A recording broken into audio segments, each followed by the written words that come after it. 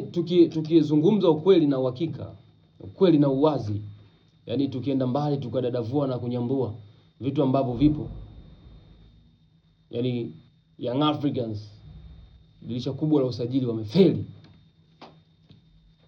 Wamefeli. Niambie ni mchezaji gani dirisha kubwa la usajili ukiachana na Mohamed Hussein ambaye yuko ndani ya klabu ya Young Africans mpaka sasa hivi? Si hayupo hata mmoja. Yuko nani? Dirisha dogo. Yuko Frank Yasiki tu.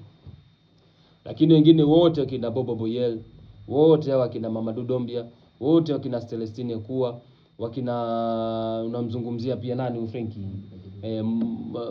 Nani ule mwingine? Dombia shamtaja bana. Mbona kodishi sana? Hapana.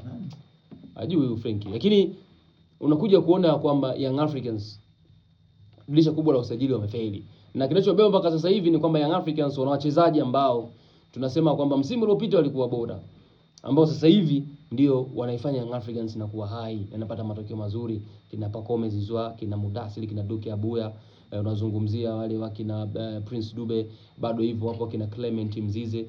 Of course dirisha dogo pia wameongeza wachezaji ambao kidogo wameongeza uhai, hiyo kina Damaro Kamara, lakini pia unazungumzia wachezaji ambao wamekuja kwenye dirisha hili dogo la usajili, somebody huyu mwamba huyu namba 9 wao huyu Frankie